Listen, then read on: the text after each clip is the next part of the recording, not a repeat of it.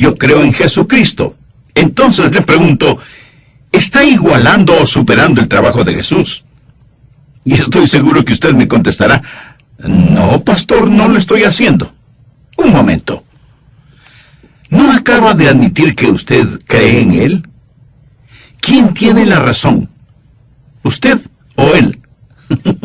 Por supuesto, Él siempre tiene la razón. Los equivocados seremos siempre nosotros. Pero hay algo extraordinario en esto.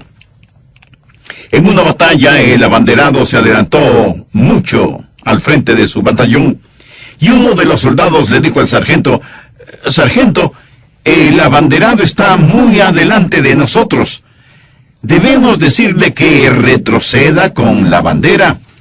Y el sargento le dijo, «No, más bien animemos al batallón para que estemos justo atrás de la bandera». Lo que necesitamos hacer es tomar este versículo de Juan y no amoldarlo a nuestra experiencia, sino nuestra experiencia amoldarla a este versículo. ¿No le parece? Y en vez de desentendernos de este versículo, llenémonos de poder espiritual y hagamos lo que Dios quiere que hagamos, porque la mayoría de nosotros somos creyentes incrédulos. Lo que Jesús nos pide que hagamos superficialmente parece imposible.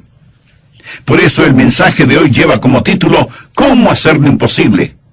Lo imposible se vuelve posible cuando el Espíritu Santo mora en nosotros. Y quiero que veamos que de seguro podemos y debemos no solamente igualar, sino aún exceder las obras de Jesucristo si es que entendemos el ministerio del querido Espíritu Santo de Dios.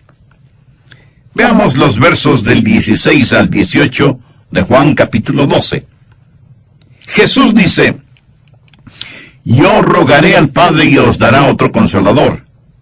Note que en la Biblia la palabra consolador está con mayúscula, porque se refiere a otra persona, para que esté con vosotros para siempre, el Espíritu de verdad, al cual el mundo no puede recibir, porque no le ve ni le conoce.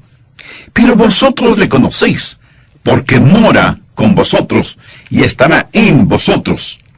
No os dejaré huérfanos, vendré a vosotros. Cuando Jesús dijo vendré a vosotros, no está hablando de lo que nosotros llamamos la segunda venida de Jesucristo. Él está hablando de la venida del Espíritu Santo a nuestras vidas. El Espíritu Santo iba a venir y Jesús dijo, soy yo el que estoy viniendo. Porque Cristo y el Espíritu Santo no pueden ser separados. La mejor definición que sé del Espíritu Santo, o una buena definición, es Cristo en el cristiano. Él debe morar en el creyente. Note lo que dice el versículo, os daré otro consolador para que esté con vosotros para siempre, porque mora en vosotros y estará en vosotros. La palabra morar es una palabra interesante. Significa tomar residencia permanente. Ron Dunn, que ya está en el cielo, fue uno de mis queridos amigos y uno de los mejores predicadores que he conocido. Él solía decir algo que yo frecuentemente lo cito. Él decía, nuestro corazón no es un hotel con la hora de salida a las 12 del día, el día domingo. Cuando el Espíritu Santo viene, no solo viene a vivir con nosotros, sino también a morar en nosotros. Jesús también dijo, no os dejaré huérfanos, vendré a vosotros. En otras palabras, dice que no vamos a ser como huérfanos, o sea, como niños cuyos padres se han muerto. Usted no va a ser como un niño de la calle, y la promesa de Jesús es que Él vendrá para morar con nosotros permanentemente. Ahora, cuando Jesús dijo, el que cree en mí, las obras que yo hago, Él las hará también, y aún mayores hará. Esa promesa es posible solo con la venida del Espíritu Santo de Dios. Hoy vamos a aprender 4 cosas sobre por qué vino el Espíritu Santo, y por qué nosotros debemos no solo igualar, sino exceder los trabajos del Señor Jesucristo. Bien, ¿por qué vino el Espíritu Santo? Primero, para producir las obras de Jesús. Es el Espíritu Santo de Dios que produce las obras de Jesús. Vean lo que dice Juan 14:16. Y yo rogaré al Padre y os dará otro consolador para que esté con vosotros para siempre.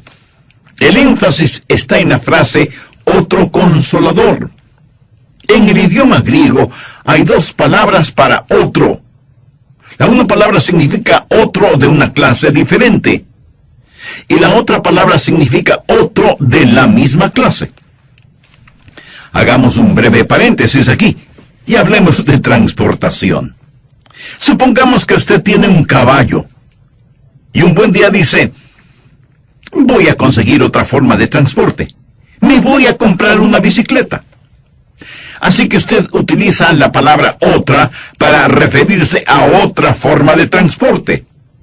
Pero la palabra que Jesús utilizó en este pasaje hace referencia a otro de la misma clase.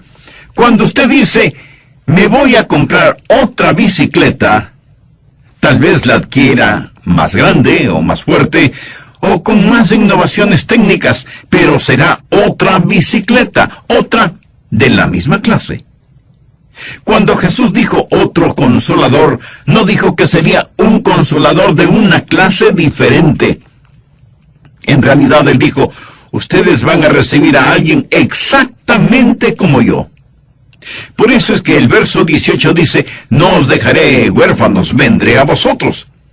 Así que cuando el Espíritu Santo viene, ¿quién viene?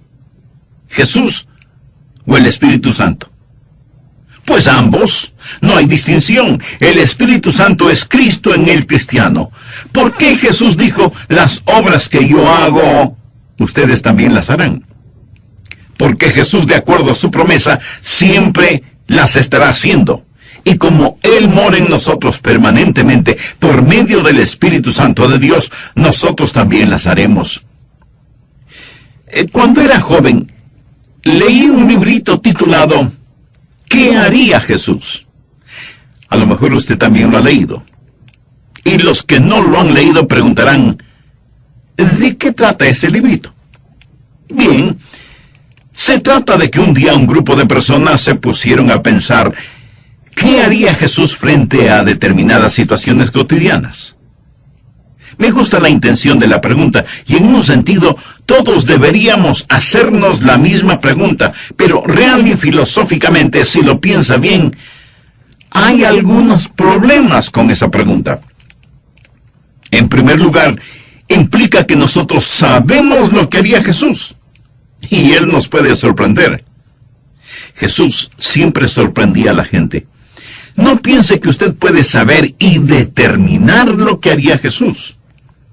En segundo lugar, presupone que si sabemos lo que Jesús haría, nosotros también podríamos hacerlo. Y quiero decir, todo lo que tenemos que hacer es conocer lo que Él haría al enfrentar ciertas situaciones y nosotros proceder de la misma manera. Ahora escúcheme con atención. Nadie puede ser Jesús, sino Jesús. Y si nosotros pudiéramos determinar lo que Jesús haría, probablemente haríamos lo bueno siempre. ¿No le parece? Pero lo que nosotros hiciéramos no sería más que una pequeña y barata imitación de hojalata, y estaríamos tropezándonos cada paso, tratando de hacer lo que Jesús haría. Algunos hacen la pregunta: ¿qué haría Jesús si estuviera aquí? Parece que esas personas olvidan que Jesús está aquí. Él no está allá lejos, en algún lugar del cielo, mirándonos a través de las nubes y diciendo: hagan lo que puedan. No. Su promesa sigue siendo válida. Vendré a vosotros, moraré en vosotros. Por lo tanto, la vida cristiana no es vivida por usted, es vivida por Cristo en usted.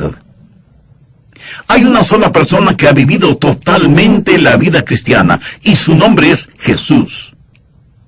Y si usted vive plenamente la vida cristiana, no se sienta orgulloso de eso, porque no es que usted la esté viviendo, sino que Jesucristo, quien mora en usted, vive la vida cristiana en su vida. Ese es el secreto. Él está aquí para hacer el trabajo que necesita ser hecho. Y por eso dijo, el que cree en mí, las obras que yo hago, él también las hará. ¿Por qué? Porque vendré a vosotros, porque moraré en vosotros. Yo soy el que produce esas obras en vosotros. Es necesario entender que fue mejor que Jesús se fuera al cielo para que enviara al Espíritu Santo. Muchos de nosotros pensamos que hubiera sido maravilloso si hubiéramos vivido en siglos pasados, cuando Jesús estuvo aquí en la tierra, caminando y ministrando en las playas de Galilea. Pero permítame decirle, mi amigo, que nosotros tenemos ventajas sobre Pedro, Pablo, Mateo, Santiago, Bartolomé y todos los demás. Tal vez intelectualmente no lo creemos así, pero es la verdad, y se lo voy a probar. Por favor, busque Juan 16:7. Jesús dice, pero yo os digo la verdad, os conviene que yo me vaya, porque si no me fuere, el Consolador no vendrá a vosotros, mas si me fuere, os lo enviaré. Aquí la palabra conviene significa es mejor, o es necesario. Por lo tanto, Jesús les dijo, si me quedo aquí, ustedes no podrán tener la bendición de mi Padre, que es el Espíritu Santo. Para ustedes es mejor y necesario que me vaya. No solo que Jesús está con nosotros, sino que Jesús mora en nosotros para siempre, y eso desde cualquier punto de vista es muchísimo mejor. Seguramente todos ustedes saben, o por lo menos han escuchado, la historia de Marta, María y Lázaro, amigos muy cercanos de Jesucristo. Lázaro enfermó gravemente. Sus hermanas le enviaron un mensaje a Jesús, pidiéndole que venga a ayudar a Lázaro. Jesús no va de inmediato, sino después de unos días. Y cuando por fin llega a la casa de sus amigos, Marta como que le reprocha diciendo, Maestro, si hubieras venido a tiempo, nuestro hermano no hubiera muerto. Prácticamente lo mismo le dijo María. ¿Por qué no estuvo Jesús ahí? Pues porque se encontraba en otro lugar. Elemental, ¿no le parece? En tiempos del Señor Jesús, si él estaba en un lugar con Pedro, no podía estar en otro lugar con Juan, porque mientras estuvo en la carne, él solo podía estar en un solo lugar a la vez. Pero porque él se fue al cielo y envió al Espíritu Santo, Jesús está con usted, donde quiera que vaya. Y está conmigo, donde quiera que voy. Y ninguno de nosotros nunca tendrá que decir, oh Señor, si tú hubieras estado aquí. Porque Él siempre está con nosotros. Él está vivo y mora en usted, mora en mí. Cristo vive en el cristiano. Jesucristo es la parte invisible del cristiano visible y está en nosotros. Y nosotros somos la parte visible del Cristo invisible. Stuart Briscoe es un amigo mío, genuino hombre de Dios y gran predicador. Y él frecuentemente relata lo siguiente. Dice, cuando me salvé, iba a vivir la vida cristiana cantando y silbando y me dije a mí mismo, esto va a ser fácil. Pero después de poco tiempo comencé a tropezar espiritualmente y me dije, esto es más difícil de lo que pensaba. La vida cristiana es dura. Pasó un tiempo y tuve que decir, la vida cristiana no solo es difícil y dura, es imposible. Pero entonces descubrió la llenura y el poder del Espíritu Santo y ya no dice que la vida cristiana es fácil, dura o imposible. Ahora dice que la vida cristiana es maravillosa. ¿Por qué vino el Espíritu Santo de Dios? Para producir las obras de Jesús. Es Cristo en nosotros produciendo la vida cristiana. Y si usted no aprende esto, va a tener tiempos muy difíciles en su vida cristiana. Bien, el Espíritu Santo no solo vino para producir las obras de Jesús, Él vino en segundo lugar para proteger la voluntad de Jesús. Usted no está solo, pertenece a Cristo. Veamos lo que Jesús dice en Juan 14:26. Mas el Consolador, el Espíritu Santo, a quien el Padre enviará en mi nombre, Él os enseñará todas las cosas y os recordará todo lo que yo os he dicho. Detengámonos un momento en la palabra consolador. Es la palabra griega parakletos. En 1 de Juan 2:1 se la traduce como abogado. Y si alguno hubiere pecado, abogado tenemos para con el Padre, a Jesucristo el justo. ¿Qué es lo que un abogado hace por usted? Bueno, protege sus derechos, le defiende, le representa, vela por sus intereses y que se cumpla su voluntad. ¿Qué es lo que hace el Espíritu Santo? No solo que produce las obras de Cristo en usted, sino que también protege la voluntad de Cristo. El Espíritu Santo representa al Señor Jesucristo en usted o en mí. En el Antiguo Testamento, las familias vivían juntas como tribus y tenían un paracleto, o sea, un abogado quien durante los problemas tribales defendía la causa de la familia a la que representaba, defendía el honor de la familia y defendía los intereses de la familia.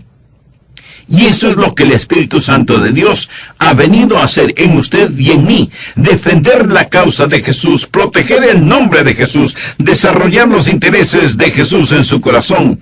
Jesús es mi abogado, tanto como lo es el Espíritu Santo.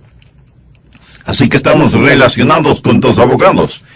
El Espíritu Santo de Dios es el abogado que vive en mí para proteger los derechos, los privilegios y la voluntad del Señor Jesucristo en mí.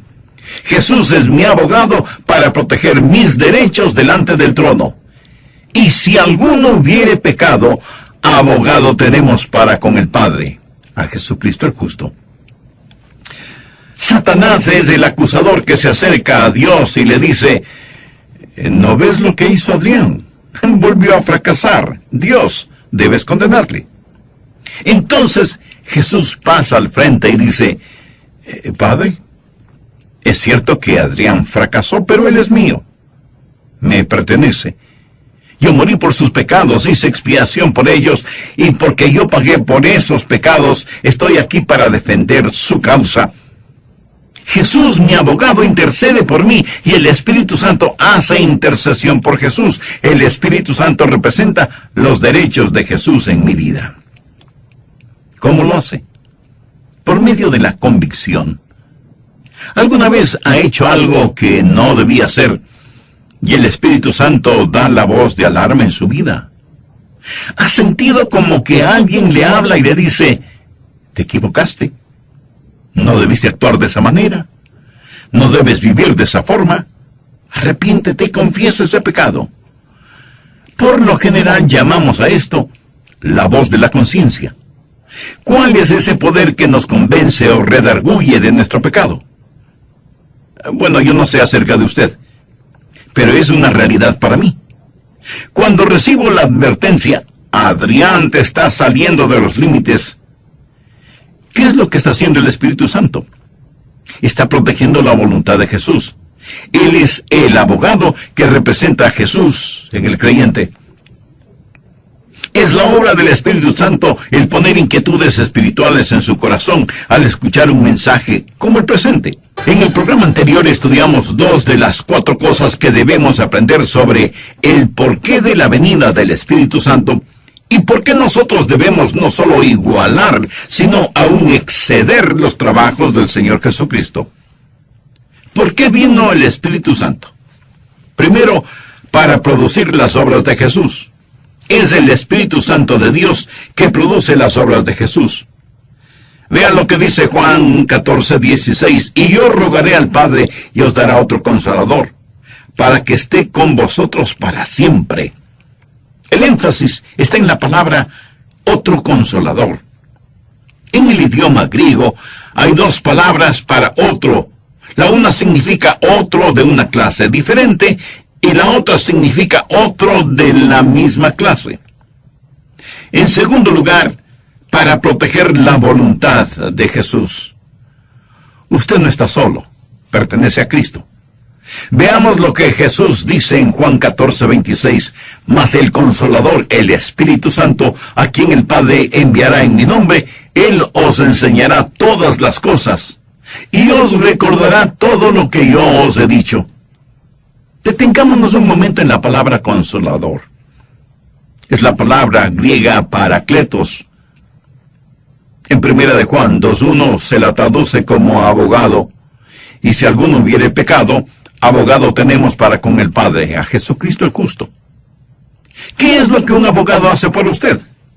Bueno, protege sus derechos, le defiende, le representa, vela por sus intereses y que se cumpla su voluntad. ¿Qué es lo que hace el Espíritu Santo? No solo que produce las obras de Cristo en usted, sino que también protege la voluntad de Cristo. El Espíritu Santo representa al Señor Jesucristo en usted y en mí. ¿Cómo hacerlo imposible? Usted recibe el Espíritu Santo de Dios cuando recibe a Jesucristo. Y el Espíritu Santo en usted producirá las obras de Cristo y protegerá la voluntad de Cristo. En tercer lugar, le ayuda a percibir las palabras de Cristo. Usted necesita entender a Jesús, y el Espíritu Santo en usted le ayuda a percibir, a darse cuenta de las palabras de Cristo. Veamos lo que dice Juan 14:26. Mas el Consolador, el Espíritu Santo, a quien el Padre enviará en mi nombre, Él os enseñará todas las cosas y os recordará todo lo que yo os he dicho. Ahora busquemos Juan capítulo 16, los versos 12 y 13. Aún tengo muchas cosas que deciros, pero ahora no las podéis sobrellevar. Pero cuando venga el Espíritu de verdad, Él os guiará a toda verdad, porque no hablará por su propia cuenta, sino que hablará todo lo que oyere, y os hará saber las cosas que habrán de venir.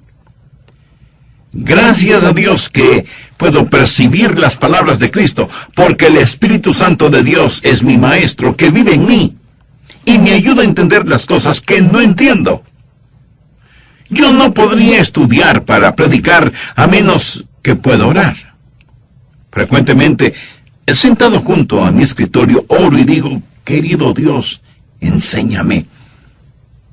Y repito lo que dice ese hermoso himno: Señor, abre los ojos de mi corazón y ayúdame a entender todo lo que tu Santo Espíritu me enseñe. Por favor, busque 1 Corintios 2, desde el verso 9 al 14. Antes bien, como está escrito, cosas que ojo no vio, ni oído oyó, ni han subido en el corazón del hombre, son las que Dios ha preparado para los que le aman. Lo que el apóstol está diciendo es que hay verdades espirituales que usted simplemente no las entiende solo leyéndolas u observándolas. Hay ciertas cosas que usted no comprende solo escuchándolas. Hay cosas que no puede entenderlas emocionalmente. Ahora, note lo que dice desde el verso 10. Pero Dios nos las reveló a nosotros por el Espíritu, porque el Espíritu todo lo escudriña, aún lo profundo de Dios. Porque ¿quién de los hombres sabe las cosas del hombre sino el Espíritu del hombre que está en él? Usted no me conoce a mí como me conozco a mí mismo. Y yo no le conozco a usted como usted mismo se conoce. Pero note, porque ¿quién de los hombres sabe las cosas del hombre sino el Espíritu del hombre que está en él? Así tampoco nadie conoció las cosas de Dios sino el Espíritu de Dios. Solo Dios conoce a Dios. Y nosotros no hemos recibido el espíritu del mundo, sino el espíritu que proviene de Dios, para que sepamos lo que Dios nos ha concedido. Supongamos que yo pudiera poner mi espíritu dentro de usted. Entonces usted me entendería a la perfección, ¿verdad? Lo que Dios ha hecho es tomar su Santo Espíritu y ponerlo dentro de nosotros, y por eso podemos conocer a Dios. Y nosotros no hemos recibido el espíritu del mundo, sino el espíritu que proviene de Dios, para que sepamos lo que Dios nos ha concedido, lo cual también hablamos, no con palabras enseñadas por sabiduría humana, sino con las que enseña el Espíritu, acomodando lo espiritual a lo espiritual. Pero el hombre natural no percibe las cosas que son del Espíritu de Dios, porque para él son locura, y no las puede entender, porque se han de discernir espiritualmente. Es muy difícil que el hombre natural pueda entender las cosas del Espíritu de Dios, a menos que sea guiado por el Espíritu Santo de Dios. Creo que sería más fácil que un perro aprendiera ópera. Así, el trabajo del Espíritu Santo es producir las obras de Cristo, proteger la voluntad de Cristo y percibir las palabras de Cristo. Entonces sabemos que la única manera de conocer y verdaderamente entender todas estas cosas es teniendo el Espíritu Santo de Dios en nosotros. Esto es importantísimo. Esa es la razón por la cual Jesús se vuelve íntimo y precioso para nosotros. Sabemos cosas que el mundo no puede saberlas porque tenemos en nosotros la presencia del querido Espíritu Santo de Dios. Así que podemos hacer lo imposible por medio del Espíritu Santo, quien produce las obras, protege la voluntad y nos capacita para percibir las palabras de Cristo. Pero en cuarto lugar, promociona la adoración a Jesús. En Juan 16:14 leemos, Él me glorificará, porque tomará de lo mío y os lo hará saber. ¿Qué es lo que el Espíritu Santo de Dios hace en mí? Glorifica al Señor Jesucristo. ¿Cuál es la marca de una persona llena del Espíritu? Que hable en lenguas, realice milagros o pueda revelar misterios divinos. Con respecto a las opiniones diferentes a las mías en este asunto, debo decir que la genuina marca de una persona llena del Espíritu Santo de Dios es que siempre glorifica a Jesucristo. El ministerio del Espíritu Santo es glorificar a Cristo. Ahora, permítame darle una palabra de advertencia. Cuídese de cualquier movimiento religioso que tiene al Espíritu Santo como la figura principal. Y con esto no estoy denigrando el ministerio del Espíritu Santo, porque, como ya lo he dicho, Él es Cristo en el creyente. Pero algunos ministerios, de alguna manera, parecen que han cambiado el énfasis. Es como si dijeran, ahora que ya tienen a Jesús, es necesario que vayan al Espíritu Santo. A veces la gente me pregunta, Pastor Rogers, ¿ha recibido usted la segunda bendición? Y yo pienso, ¿qué quieren decir ellos con esto de la segunda bendición?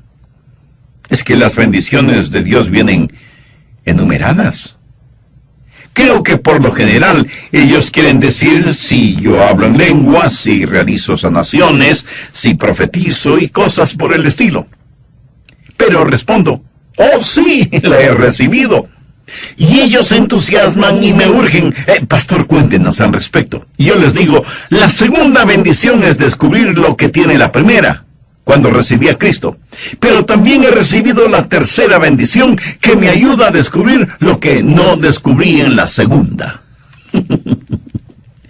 Le puedo asegurar que ellos no esperaban.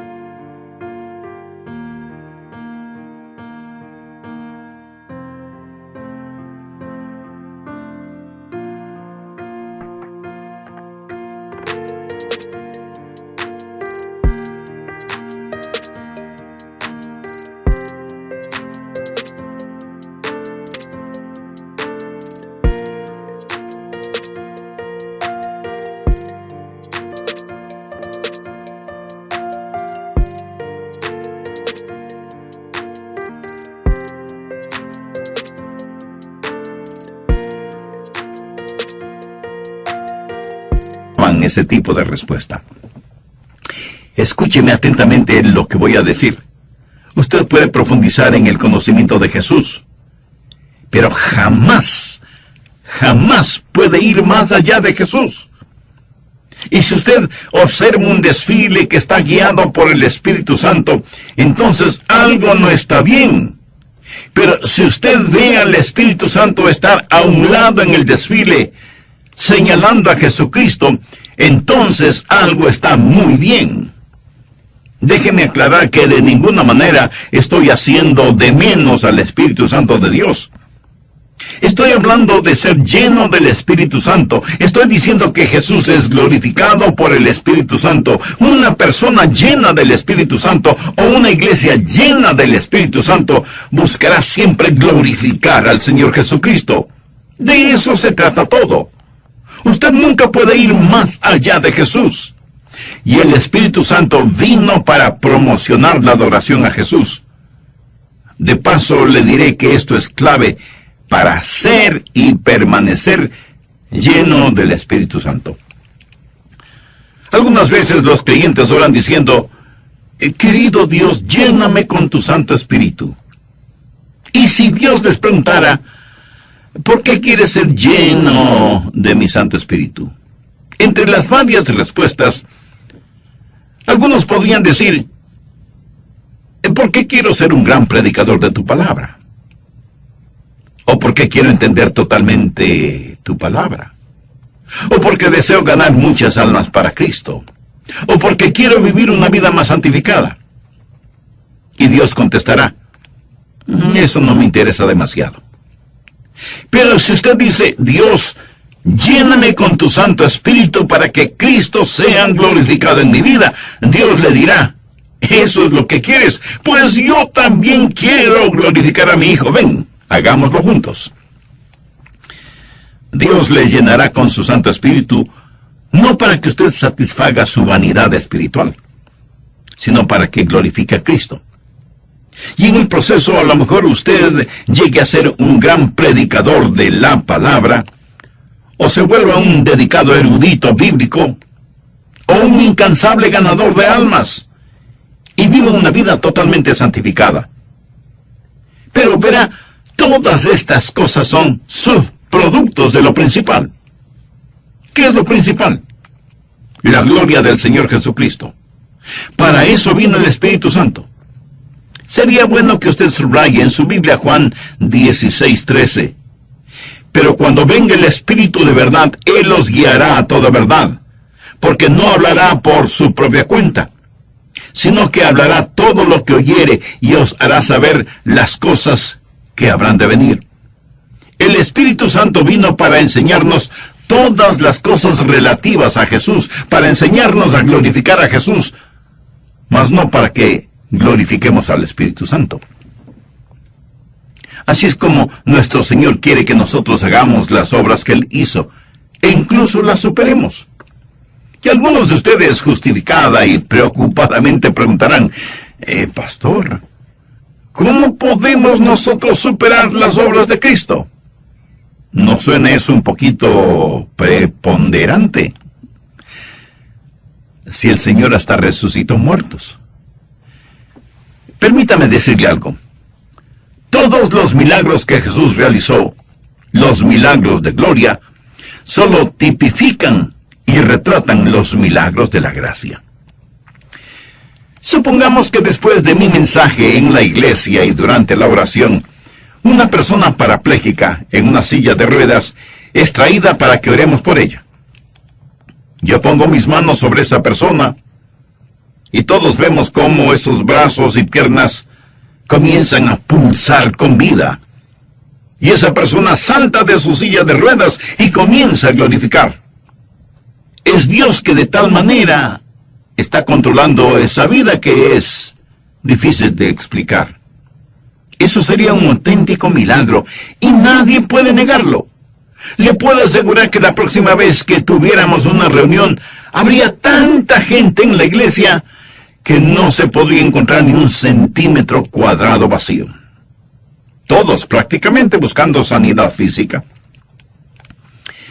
Ahora, si la sanidad física es tan tremendamente importante para muchas personas, Yo quiero hacer una pregunta.